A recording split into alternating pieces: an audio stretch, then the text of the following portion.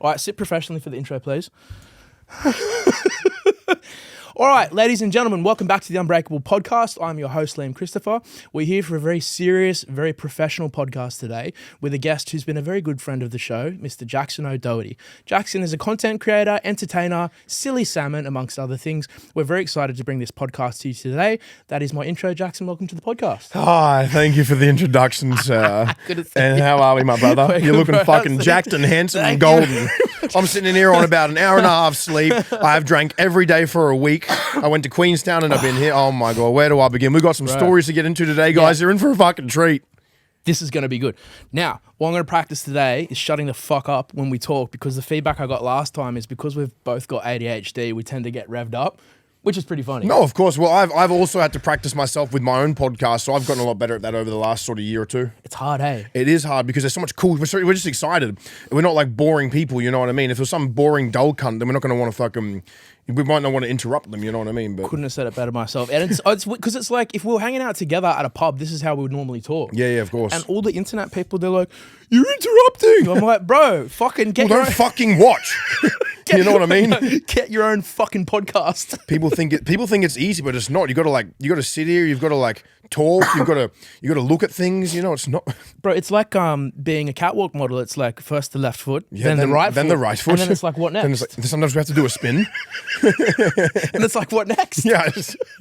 Okay, so this is going to be a fun one. It's going to be a short to medium sized podcast. We're not going to go for some long. Not one. medium short. It's going to be short medium. It'll be like stubby.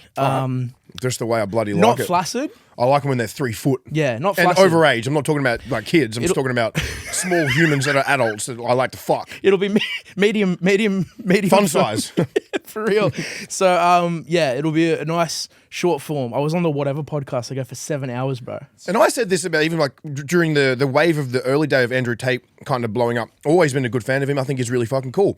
I'm not some little cringy diehard fan of his like the other little kids that follow him. But the thing is, I'm like, if you need another man to tell you how to behave or how to be a man, then you're clearly already not a man. Like, you can never be an alpha or like a boss if you need to like take advice. Not advice, it's good to take advice, but if you already don't know how to do it, it's like, oh, you need another guy to tell you how to like live and act. It's like, no, you should just know how to do it. I agree. I couldn't agree more. It's so funny, man. I think that's why you and I have gotten along for so Yeah, of course. gotten along for so long, so well. Bro, we've been friends for like 4 or 5 years now. Yeah, right. I was thinking about this yesterday. How quick time goes. Bro, it's gone. You've done well, man. But listen, you've done well because you're a product of the people you surround yourself with. Yeah, of course. And I've seen who you hang out with for 5 years, and I think you can pick up on the good and the bad very quickly. I think that's a talent of people who have ADHD. Like, there's a lot of weaknesses. I think that's a strength. Yep. And I think, to your credit, the people that have been around you have elevated you to where you are, like, over this past 5 years. Yeah, thank you. You know what I mean, man? You've done well. So, the topic of this podcast, it's called fisting. So we're going to fist each other for about 30 minutes. You down for that? Yeah, I was doing some fisting last night. So the way it works is we're going to have questions. So I'm going to read it out to you, and then you're going to parrot it back to me, and we're both going to answer the same questions. All right. So basically, it's called fist. Funny, inspiring, silly, tough. So we're going to ask 4 rounds of 4 questions. Yep. I'm going to ask you. You're going to ask me. So the first question is...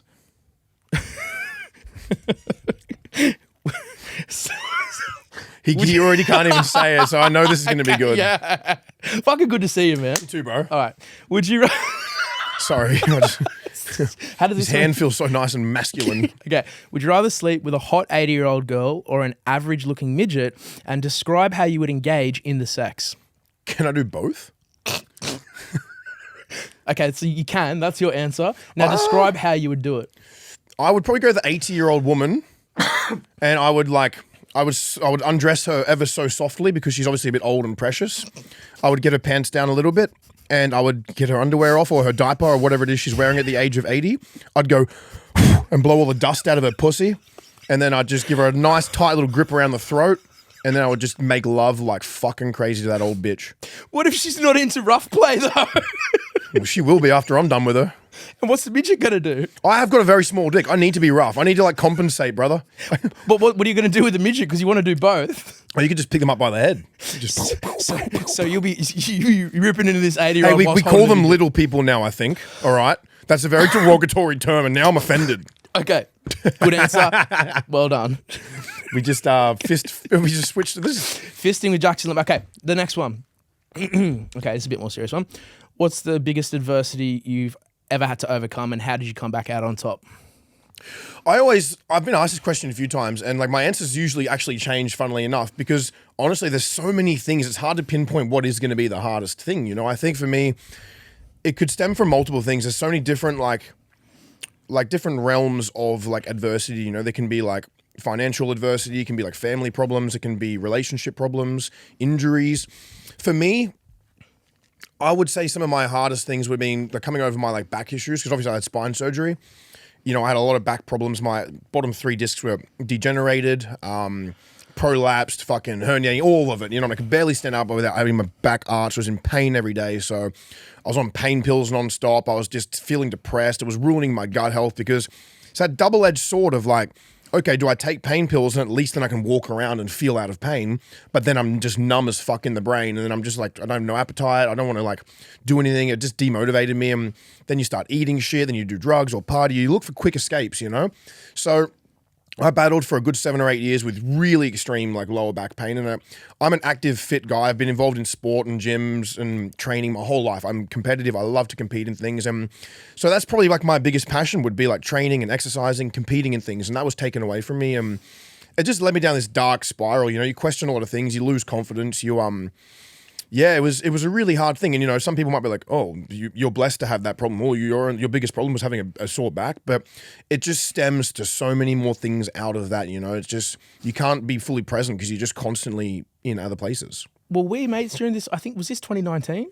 I met you just before I met you. I had my spine surgery only maybe a year and a half, 2 years ago. So, you know, it's I met you a couple of years before I even had my spine surgery. So you're struggling with the pain then? Oh, fuck yeah. Because I remember this, bro. I remember we had a chat, man. You were like, it was one of the most darkest periods because you were really depressed because, as to your point, everything you love was taken away from you. People don't understand when you take away a man's passion and his fitness, you're taking away their mental health. And purpose as well, man. And when a man or woman doesn't have purpose, you know, it's easy to get just for that to spiral. And someone with ADHD and a sporadic brain like mine, if I'm sitting around like bored or alone or with just too much time to think because I've got no motivation, my back was fucked, I wanted to be training, I wanted to be doing crazy shit for videos, I wanted to travel, I wanted to get jacked and in good shape and just fuck like crazy, you know, and like all these fun things in life, like I felt were gone, and I did my best. You know, I masked it pretty well. Not a lot of people even knew how bad it was because I could still...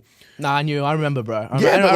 People closer to me would know, but like, you know, I was still getting out, filming my videos, pushing myself pretty damn hard, you know, like I made a lot of effort to make sure I didn't let it completely consume me, and it did for a while, but I didn't want to let it kind of define me forever, you know what I mean? I'll give you some wise words that were said to me, like what defines a man is what he does when things are tough. You're forcing yourself to do shit that you don't want to do, like repeatedly. Yeah, of course. I think the more stuff that you do when you genuinely don't want to do it or you feel like you can't, like it strengthens you. Yeah, definitely. Yeah. 100%. I think as well, and you know, and just to circle back to that question quickly, I could talk for fucking days about it, but you know, there'd be like getting out of my small hometown where, you know, like starting off my videos, before pretty much people were even making videos on the internet, you know what I mean? And now everyone does it. I started making videos on the internet 10 years ago or 11 years ago.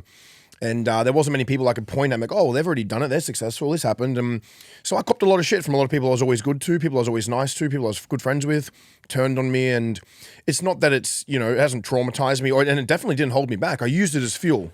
Can I ask you, was this when you started in content? Yep. And I'm having like one of those moments where you like relate to someone, because I had the same thing when I started, and people like, that's cringe and it's lame. Oh and man, it's like stupid. I would nearly be getting into fights. People would just nonstop talk shit. Like people I've grown up with, people I've played sport with, people I went to school with, people I was always pretty good to. You know what I mean? Never did anything too crazy to like make all these people. There's just out of spite and out of jealousy. You know what I mean? Can I ask you a question? Did the same people, or a portion of the same people who made fun of you when you started, come back and ask you how you did it when you popped 100%. off?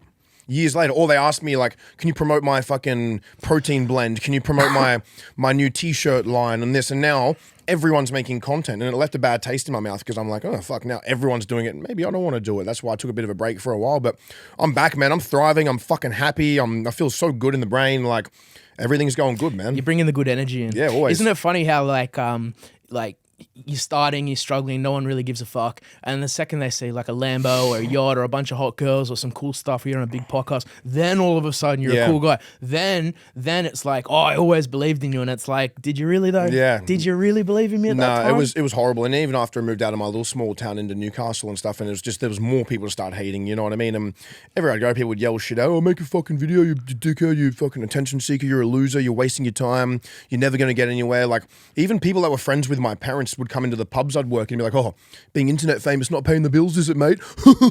Really? And I was so fucking petty because I'm not a petty, salty person. I'd rather just keep getting further ahead in life than getting even. But I remember there was one day I was sitting around, I was having a good laugh, I was feeling good, and I called up one of the workplaces that one of these dudes worked at, and I was like, oh, hey, mate, it's Jackson here, just letting you know, I've officially, like, I'm a millionaire now. And I was like, fuck it, man, fuck it, this guy gave me shit. I'm like, you know, if you're going to dish it out, you best be prepared to take it back, you know? Because that's the problem. People will sit around and watch me get roasted and hated on and attacked by all these people. The moment I say one word back, it's like, oh, how dare you? You're a wanker. Oh, that guy's a flop. Oh, he's this. I'm like, no, mate. These people have been talking shit about me for the last fucking however many years for no reason, and I've just patiently ignored it. And now that I'm in a good place, I'm going to let them fucking know. You know what I mean? That's not arrogance. It's not even, you know, it might be a bit spiteful, but fuck it. Who was the dude? Just a guy that was like friends with like some parents. There's a few people. I'm not going to name anyone. I'll tell you a similar story, bro. And listen, I'm really proud of what you've done, man, because honestly, I think for you personally, having known you for the best part of the past half decade, I think like despite all the people, the shared experience that talk shit about like what you've done, etc., you've always kept a level head throughout the whole thing. And I've definitely had my moments where I've had a few meltdowns, but you know, you get that on the big jobs. I just mean in general, bro. Like it's like some people. I've never stopped the way that I treat people. I've always kept consistent with the way that I will treat people. Yes. I'm as real as it gets. I'm like, you might get a fucking manic meltdown, Jackson freaking out one day, but I'm still good to people. Or you might get the best of me, and I'm an open book. I'm happy to be vulnerable. I'm happy to be honest. I've got nothing to hide. I'm just here. That's the unfiltered best, as fuck. I did a similar thing. I remember when I was at this investment bank, and everyone there was like either came from money, silver spoon, super ultra rich, really well connected, like private school kids, right? Yeah, of course. And we were homeless, and I went to a public school, so like I didn't have any money. I don't even know how I got into the bank. And when I quit, they're like, well, he never really had anything, so whatever he starts, we don't think it's going to work. Like, he's a loser, blah, blah, blah. Yeah. Full mocked me to everybody, made fun of me, talked shit about me, same as you. And then the first business failed, and they were like laughing about it, saying, aha, it didn't work, blah, blah, blah. Second business, nothing happened for like a year.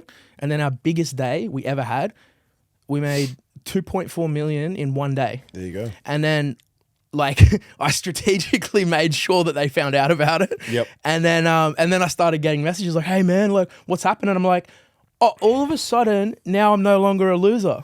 It's like, oh, he actually did something. Okay, and maybe we were wrong. But it also relates to the story, you know, like something about like Usain Bolt. You know, he runs a 100-meter sprint in 9 seconds. He makes millions of dollars, whatever, greatness, all these gold medals. And people are like, oh, I can't believe he makes so much money for 9 seconds of running. And I'm like, yeah, but there's also fucking 20 years of early mornings, injuries, training, you know, being told he's going to fail, having no money, having to chase a dream that no one else believes in but yourself, you know what I mean? So I think it just comes, that's the thing, like you could be chopping away at this for years and years and years, making absolutely nothing, but it's that purpose and drive you just got to keep on fucking going, you know what I mean? As corny as it sounds, that's when you get to the point of, okay, every time I do a 9-second running race now, I'm making millions, you know what I mean? So I think it's a good analogy kind of thing. It's like the tip of the iceberg. Everyone sees this part. Like everyone sees this. Exactly right. But nobody sees under, that. Yeah. Oh, Titanic man. saw it. That's the best. Okay. Here we go. This is a good one. What's the most... Titanic loves the icebergs. Anyways. What's the most ridiculous thing... Fuck, there's so many of these, bro. I don't even know where to start. What's one of the most ridiculous things you've ever done? For example, a story of fuckery. I'll let you go first, and then I've got one about you that I'll tell. A story of fuckery. What's the most ridiculous things?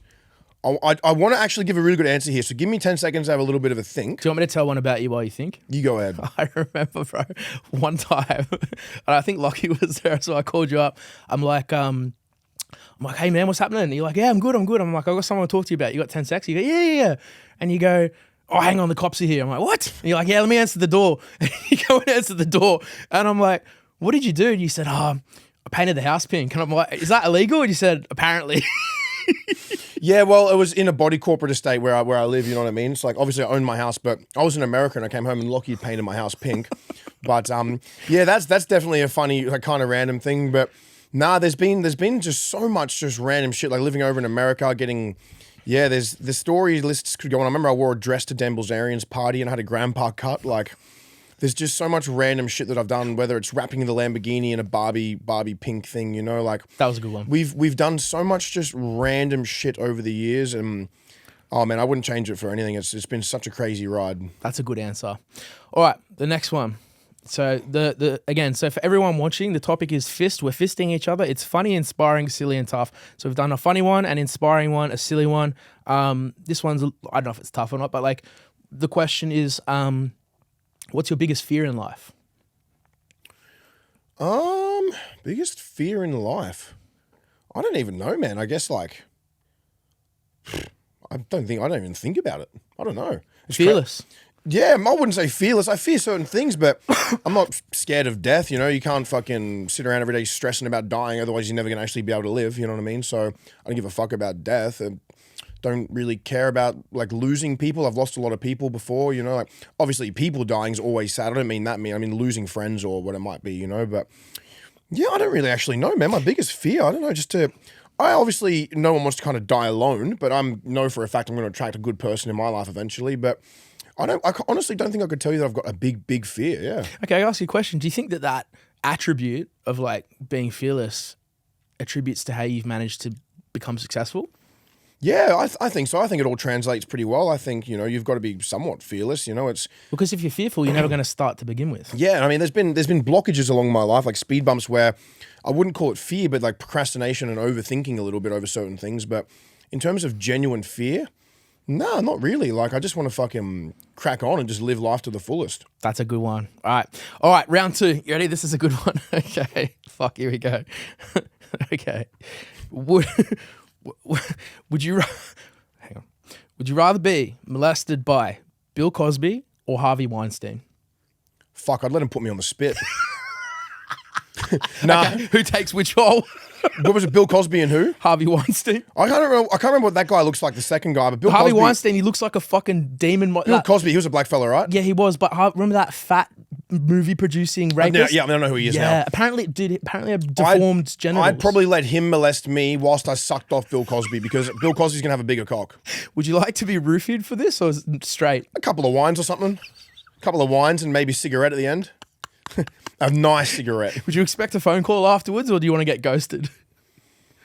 I'd like Bill to contact me. That'd be cool. But Harvey's just a bit old and weird, you know? Like, Bill, if Bill wants to take me out for a nice dinner after molesting me, then Bill can take me out, yeah. So these are the real issues we need to be talking about. 100%. These are life's problems. Okay, that's a good answer. Free Palestine. All right. What's the next question? Okay, here we go. So, number 2. All right, this is a good one. What's the most inspiring thing that you believe that you've done?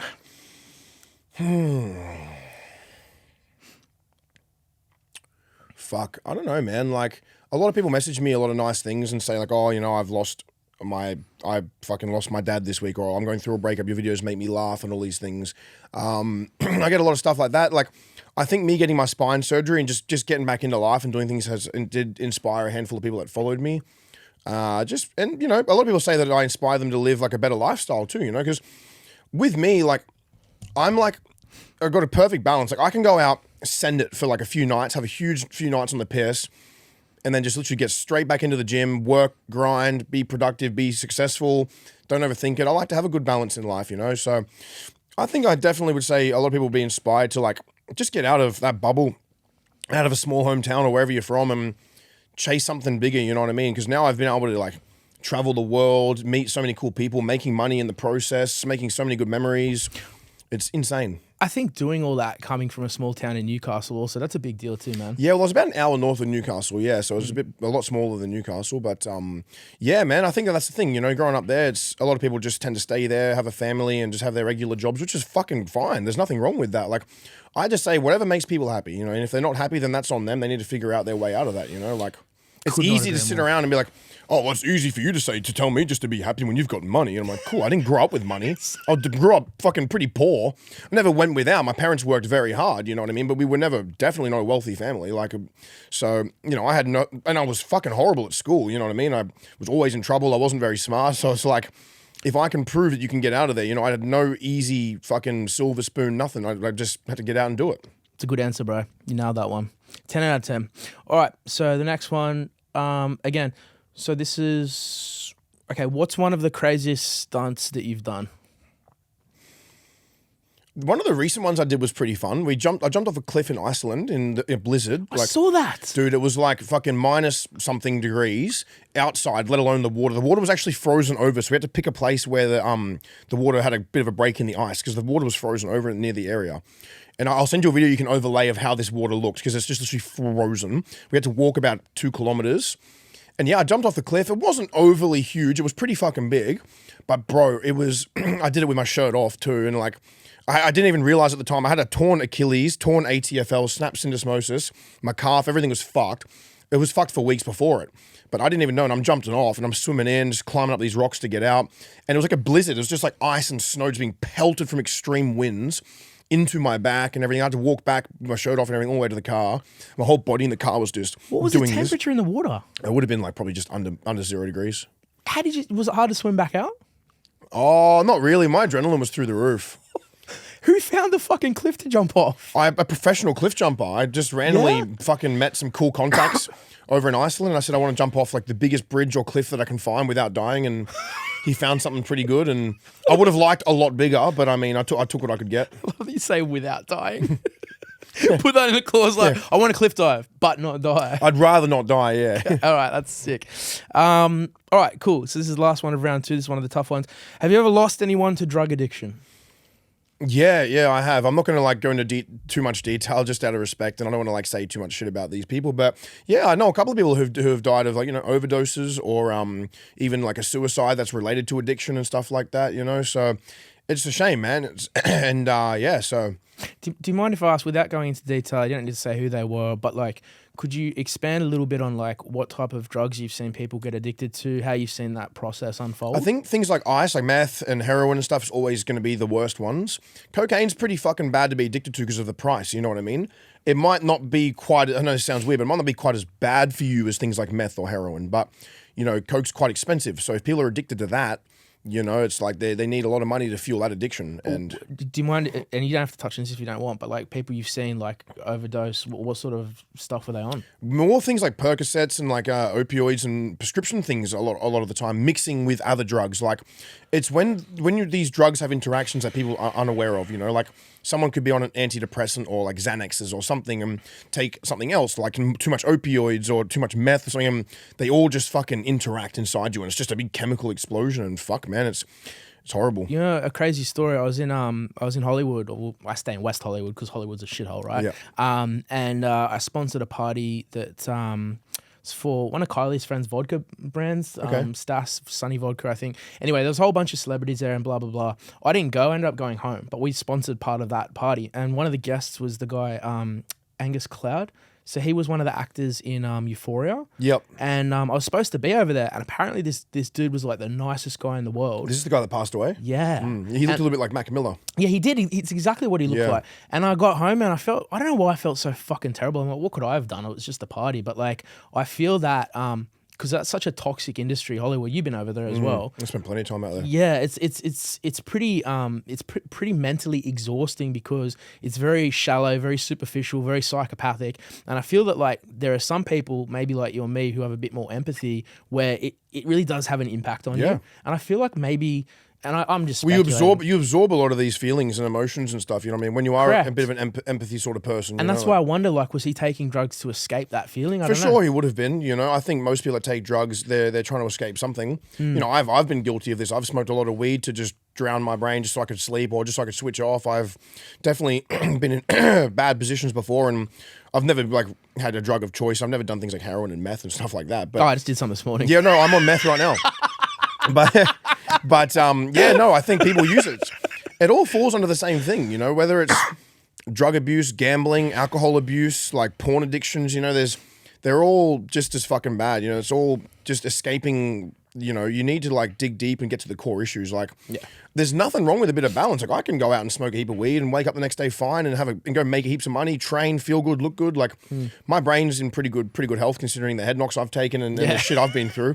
But yeah, it's sad, man. It really is sad because obviously I've been in some pretty bad places mentally myself. I suffered from all kinds of like mental health problems, whether depression, anxiety, PTSD, all these things, you know. And you know, it's you feel so stuck and lost. You just don't want to leave your house when you get out of bed. You just nothing. It's just like you don't want to die, but you don't want to live. You know what I mean? It's a real weird place to be. And obviously that's why I think people go down that route of drug abuse, because it's a way for them to just turn those thoughts off and maybe feel something a little bit more euphoric, you know? Just, you really said that, you captured that in a very powerful way, bro. I've never thought about, because I've been in that dark spot too, where it's like, fucking weird how you just said that. You don't want to die, but you also don't want to live. Yeah. It's a bad place to be, Horrible man. place to be, man, because it's like, if you were a shitty person, you know what I mean? Or not a shitty person, sorry, but like, if you didn't care about your family and friends and the impact it would leave on these people, then maybe you would just be like, okay, cool, I'm taking my life. You know what I mean? But I think it's such a bad place to be when you just don't want to be alive, but you also don't want to die, because it's just like you're living in, you're just stuck, man, you know? Do you feel that it makes you appreciate when you're in that good, happy place? Because I think you got to experience the bad to appreciate the good. 100%. I wouldn't change anything, bro. Like I suffered bad for years, man, from probably about 20 through to about 27, you know what I mean? The last couple of years have been probably the best years I've ever had of my whole existence. My headspace has been a lot more consistent. I've been feeling good. And yeah, man, and it all stemmed from a lot of bad things happening, you know? My spine surgery, I went through a breakup. I sold my big party house. I was completely tired and sick of doing social media. I was sick of making videos. I was sick of like having to be that person. Like, I've always been myself. I've never put on an act, you know, but there's that pressure that comes with it of like, you could be in the grocery store just hanging on by a fucking thread and people are running up, oh, Jackson, putting their phone in your face, doing this, doing that. Oh, can you say a quick video, quick birthday message for this? Do this, say that. Oh, Jackson, you won't do that. And it's just like, you're just already so fucking cooked in the brain. You just don't even want to be out there. It took a lot of effort just to even get down to the grocery store, and you get people coming up like that, you know what I mean? And you've still just got to put the smile on, be friendly, be polite, be patient as well. And it's not an easy thing, man. People might be like, oh, poor you, but it's like, bro, you know, it's so weird you're saying this, because like, I can resonate with that as a CEO, right? I've had moments where I've been battling court cases. I've almost been bankrupt. I've had people die. I've had separations, family breakdowns, all at once, by the way, all in the same whack. And I've got over 100 people that work for me. when it rains, it pours. Bro, but to your point, like, I wasn't allowed to be publicly upset. I wasn't allowed to show that I wasn't. If you're doing well. even remotely successful or have some form of status or wealth or a public kind of image or whatever it is, you know, you're not allowed to have feelings. It's like, oh, how dare you have emotions or feelings when you've got a bit of money to your name and you're doing well? It's like, you're not allowed to have feelings anymore, you know? It's like, fuck off. No, if in fact, I've got more problems and more feelings and more things that can go wrong now than compared to when I wasn't like that. You know what I mean? I think the challenge that some people don't understand is you're allowed to have them. You're selective to who you share it with, but it's a unique problem to not be able to let anyone else see it. To your point, like when you're out and people want to come up and say hello, you got to fake a smile. Or when one of my people that works for me comes up and asks for advice, I got to fake happiness. It's like, that's a thing that I don't think people are used to understanding, like having to suck it up. Yeah, you do, man. And it is as simple as that. It's a bit of tough love. You just have to suck it up sometimes. Like, you know, I had the victim mentality for years when I was going through the ringer. You know what I mean? It's easy to sit around and be like, oh, poor me. Why is this happening to me? It all happens to me. These people that I grew up with, my neighbors don't go through this, and this person I don't know who's got it so much better. Sitting around comparing your problems and your position in life to other people is the fastest way to be fucking jealous and depressed and miserable and just non-content with your life. You need to like look at what you've got, bro. Like, I grew up in a small little town. It wasn't, you know, amazing or anything like that. I didn't grow up with money, like I said. But what was free? I could walk down to the beach and jump in the ocean for free. I could go to the skate park. I could go see my friends. I could play rugby. You know, I could fucking listen to music on the radio. There's a lot of things I could do that didn't cost money. Could you land a 360 flip is the real question. What's that? Could you land a 360 No, it was flip? terrible. I only tried to skate a few times. Couldn't even do a 180 flip? I could barely even stand on the board. I tried surfing. I was probably slightly better at surfing. At least you got into the skate park though. Yeah, but this is the thing, bro. It's like there's a lot of things in life that are free that are good to do. And I was honestly just as happy fucking when I had nothing. And I've had a lot and I've had fuck all. And I was just as happy in both positions. And, you know, it took me to have a lot to be able to feel that and notice that. People think like making some money is going to be the end of all problems, and bro, it is the freedom that comes with it is what's the most powerful part. Like being able to know that you're good. I've paid off my mum's mortgage, put my dad into a nice house. Like, wow, I didn't know. That's awesome. Yeah, I've done so much stuff for my family. I've helped my sister with a bit of work. I've helped out friends with money. I've helped out people around me. I've tried to help people's careers kind of spark a bit faster if I can. I want to like make sure I leave a good imprint and a good good impression on the people around me and lead by example and do the right thing. And just because, my parents were fucking great to me growing up. I have no issues from the way they treated me. My dad was tough on me. My mum loved me. It was good, healthy fucking environment to grow up in. That's awesome. How rewarding does that feel though? It feels amazing, bro. It was always one of my dreams to help pay off my mum's house and put them into a good spot. And now they still like to work a little bit now. They probably could retire almost, but they're old school people. They like to work hard. They like to do things and good for them. And now that stressor is gone. Like, they don't have to pay rent. They don't have to pay for certain bills. Like, I look after everything for them and help everyone else out around me. And that, to me, is better than a fucking Lamborghini. It's better than a house filled with hot women. Looking after your family, treating your friends right, it beats having fucking wealth and items every day of the week. And that's where a lot of these, like, famous people or rich people go wrong. They just keep buying shit. And, like, the list is never going to run out. Keep chasing money and items. You literally, it's a never-ending thing. There's always going to be something new to keep buying. Fucking get deep in here, bro. Like, connect with your friends. Go have experiences. Just love one another and fucking treat people well. That's the best answer I've ever heard. The question is, what's one of the most drop-kicky things that you did when you were 18 that you wouldn't imagine doing now? Like, what's a degenerate loser thing that you did as an 18-year-old that you would never do now? Oh, I probably was a bit younger than 18, but I don't know. We used to just do dumb shit, just like throwing ourselves through people's fences, like colorbond fences, smashing like mailboxes, just doing some destructive shit, you know what I mean? Like, remember fibro houses? Yeah, bro. Yeah. I love your eyes lit up because you knew exactly what I'm talking about. I was a bit of a degenerate, bro. I've definitely done some shit I'm not proud of, but I mean, a couple of fibro walls. Yeah, fuck yeah, bro. But like, this is the thing. It's like, it's all a part of growing up. It's all a part of learning, It's fucking, we all have a bit of fun when we're young. Yeah, bro, I'm going to take my kids to kicking some fibro walls. I'm going to take my kids jumping through the fences and everything. Okay, cool. So degenerate behavior, jumping through fences, that's a good one. And I let a bunch of chickens go in a McDonald's. Wait, did you really? Yeah. What do you mean? Like, I bought 3 or 4 chickens. I think it was like $20 each. I just let them all go in McDonald's and ran. Really? Way before I even had a phone. Bro, you should go back and do that as a video now. That'd be pretty funny, yeah. All right. Next question. I don't know how comfortable you are. Like, it's what's the most money you've made in a day? You don't have to answer if you're not comfortable, but it's just... I don't know what the most money is that I've made in one day, but I know what my highest earning month probably was. What was that? It was probably around... Fuck, man. It would have been like between probably like around 600,000. 600K in a month? Yeah. That's massive. Yeah, well, I mean, it's when me and my ex started the OF stuff back in 2020 and had a quick stint. First month was about 460,000 US, and then my Facebook did maybe a bit over 100 and something thousand as well. And then I had a couple of brand deals here and there. Was making money through YouTube still pretty well. So yeah, I would have like at least... This is in USD as well, so it's more than 600 in Oh yeah, that's closer to $1 million now. I don't know the exact number. I've never really gone back and added it up. I don't like to keep track of too many things. I just know that month to me stood out a lot because I'm like, whoa, is this fucking really happening? Yeah. So do you think that the OF boom's dead, or do you think it's just tapering? I don't know if it's dead. I think it's just so like it's just saturated. Whatever now. It's just oversaturated, and I'm happy with what I did, man. I don't regret it. I got in. I've always been a pretty edgy, walk the fine line kind of guy. I got in, did about 6 or 9 months maxed on there. Just got in, went hard, and fucked off. I did it with my partner. I didn't do it as a single male, I thought this is gonna be the girl I'll be with forever, and it doesn't always work that way, obviously, but I wasn't a single male just going around sleeping with every girl on OnlyFans and doing it trashy. It was just me and my chick. Do you guys keep in touch, or?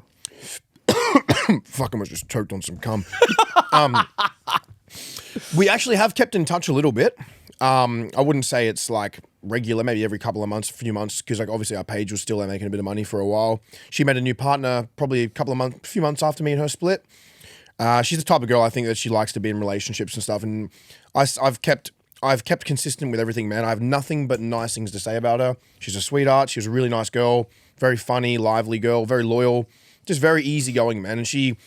And it's kind of like a blessing and a curse for me because she set the tone pretty high, and I've not met a girl since then who's like, I met a lot of great girls, but a lot of girls now, I feel like every year that goes by, girls are getting more aggressive, more like, they're hot girls. They're not cute girls anymore. It's just like, oh, I'm hot. Everything has to be handed to me and I'm too good. And this, you know, but that's the thing, man. It's like so I got nothing but.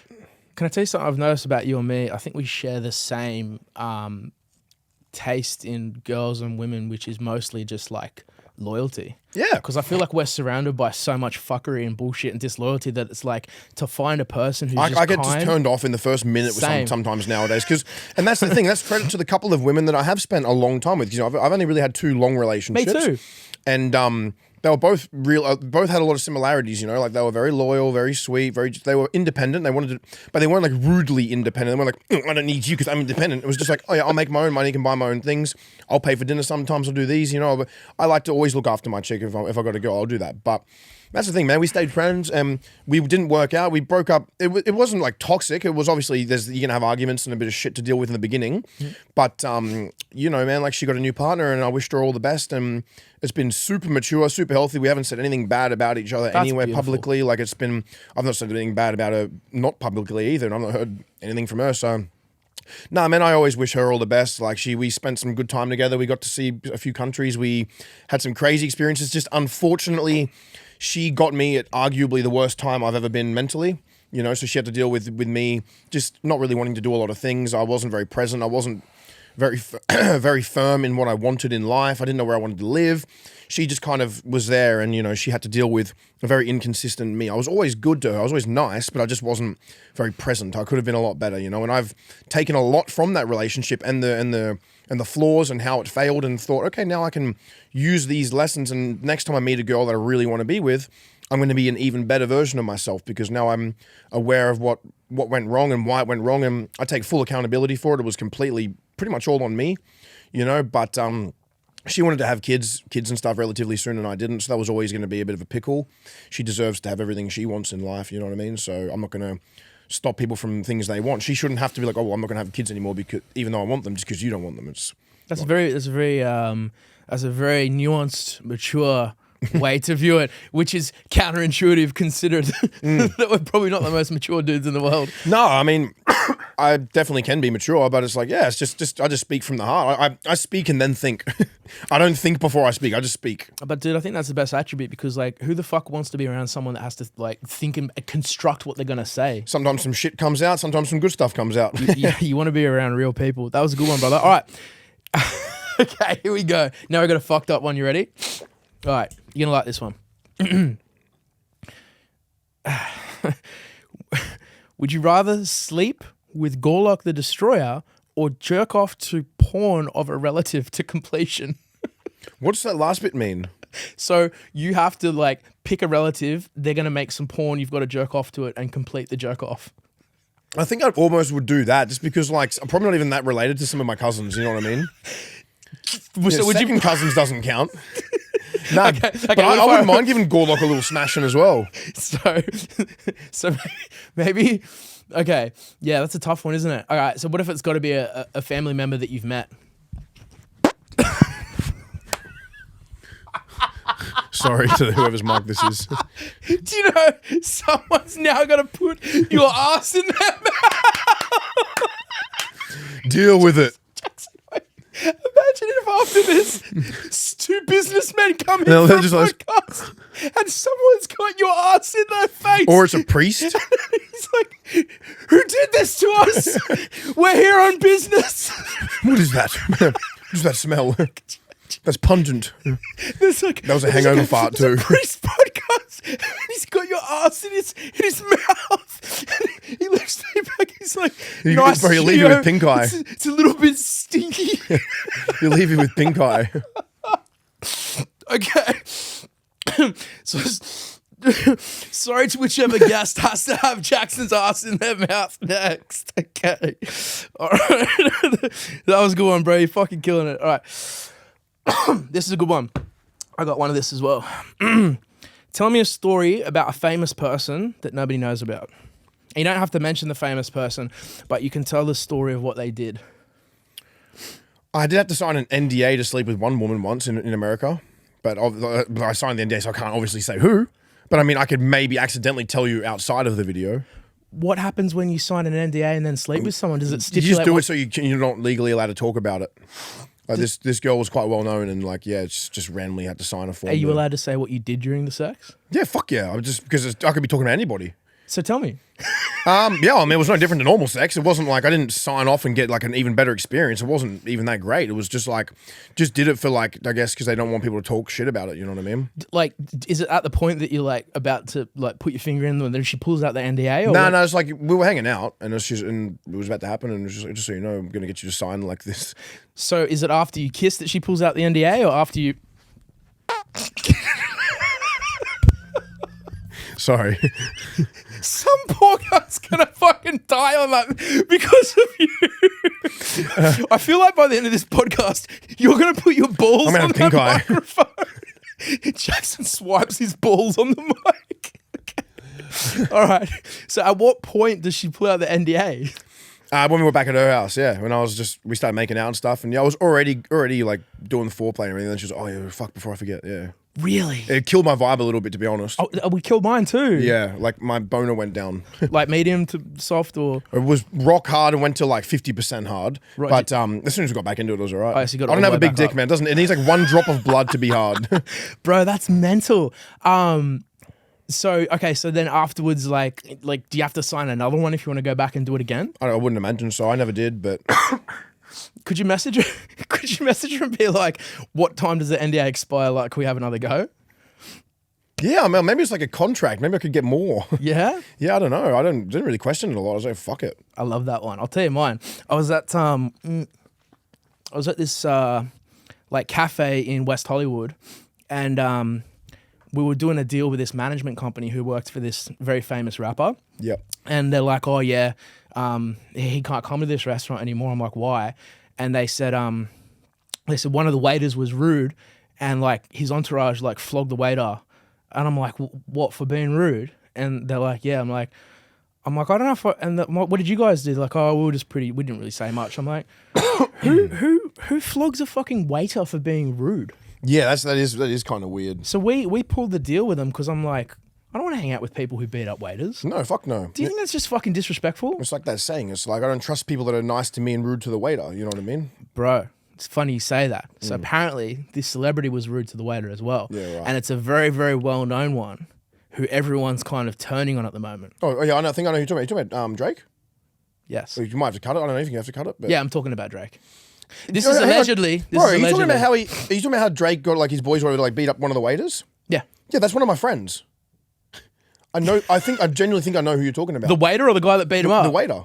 Bullshit. Yeah, I know him and his girlfriend. I went to Stagecoach with them. No. Yeah. Are you being serious? I'll say his name after, and you tell me if that's who it is. Yeah, it was Drake's entourage that beat him up. Yeah, and he was working the restaurant. Yeah. I couldn't imagine it happening more than once. It probably is my friends. I've stayed with them. How many waiters have been beat up by Drake? So just so you know, Jackson, I pulled the deal because I'm like, I can't be friends with people like that. Yeah. I don't want to be around someone like that. And when that diss track came out, I was like, finally, people see this guy for who he is. You know what I mean? That's fucking Crazy, weird, bro. Crazy. I'm pretty shook. Yeah. Are you being for real though? I promise you, bro. I'll be able to prove everything after this. I've got like, I literally I've stayed with them multiple times, been to festivals with them, Right. friends with them, and there's like his name's listed in like articles and everything like that. Yeah. This is probably one of my favorite podcasts we've ever done. All right, what's the next one? Okay, this is the last. This is the last round, so we've got 4 questions left. Then we're done. Who is the silliest salmon you know, and why are they so silly? I'm gonna say Lockie just because he's a little bit of a silly bugger, and you just got to keep an eye on him sometimes. So silly salmon behavior. We've been sharing a room the last 2 nights, and I keep waking up, and we got single beds each, just instead of having big beds. You know, I keep waking up, and he's like naked on top of me. That's a silly salmon That behavior. is a bit of a Lockie. silly salmon, yeah. Okay, that's a good one. But I don't That's a complain. good one. Wait, he's like flapping on you. He's just like, Bro, what are you doing? He's like, doing shut a up. salmon on top I'm of me. nearly finished. He's like, shut up, I'm almost done. Okay. All right. This is this is a good one, but you've already kind of answered it. It's like, what's the best thing you've ever done for another person? But I feel like probably paying off your parents' mortgage is a pretty huge thing. Yeah, well, my mum and dad aren't together, so obviously, yeah, my mum and one was separate. But yeah, that's definitely one of the nice things I've ever done, yeah. But you paid off both. Well, paid off my mum's mortgage, and then I bought a house, and my dad's living in there for free kind of thing. Good man, bro. That's beautiful. I love that. Yeah. All right, good answer. All right, 2 more. Oh, these are good ones. All right. So what's the craziest stunt you've seen another creator do that isn't you? Like the most one where you've been like, that's an easy one. It would be Raka twins from Adelaide. Like they're good friends of mine. They've probably some of the early day biggest and most successful YouTubers, I'd say, coming out of Oz. Probably not the biggest anymore because there's a lot of big guys coming through now, but easily some of the best content ever been put on the internet comes from those Raka twins. And they did their first debut film last year called Talk to Me, the horror film, and it went crazy. Joe Rogan put him on the podcast. That was one of the best movies I've ever seen. But anyways, yeah, we did a stunt where we did like the ultimate dare challenge where you just can't say no to a dare. It was almost like a piss take and a parody of my own style of content back then, like how you'll do anything for a dare. And he jumped in front of a car and got sort of launched by the car. An actual car hit him? Bro, I'll show you right now. Wait, so he'd let the car hit him? Yes. Were you there, Lockie? No. Just look. I dare jump in front of that car. It's a dare. Oh, fuck. Can you send that to me? Yeah. Is that on the internet? No, bro, it's fucking annoying. I put it on my Instagram and it had like 600,000 likes in about 18 hours. I grew 300,000 followers overnight and then fucking they removed it, obviously. Can you send it for my personal I account? think I might be allowed to repost that nowadays. I feel like Instagram's gotten a bit more chill, hasn't it? They have gotten a lot more chill. A lot more. TikTok could basically fucking ban you from the country. Yeah. You can't even sneeze on TikTok, let Well- alone fart on a microphone. Well, I think this was why the actual video got removed. I think the first casting might have actually not been too bad, but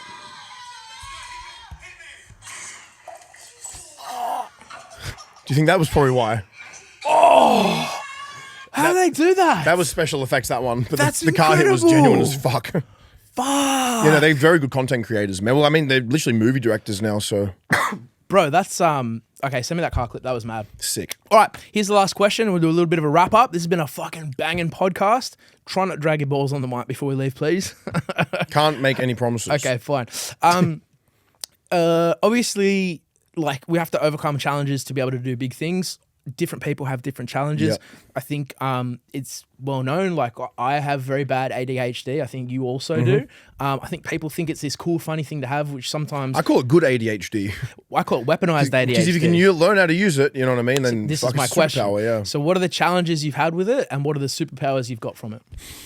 Yeah, I mean, it's a constant battle finding things to help it, you know what I mean, and ways to deal with it. Sometimes it can get the better of you, you know what I mean? It's fucking either like you got too much dopamine or no dopamine, you know what I mean? It's just about keeping that fucking, I don't know, man. I found like even small things like low carb diets are quite good for people with ADHD because you're not spiking your dopamine as much from them, like the carb, sugar spike kind of things.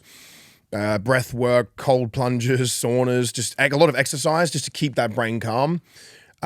Keeping a busy schedule really helps. Keeping pretty organized, you know what I mean? Like, and just limiting distractions and trying to narrow your focus. I still struggle with it a lot, but there's times where I can get it. If I know exactly what it is I want to do, there will be no fucking stopping me. It's when things get cloudy and I'm trying to do a million things at once.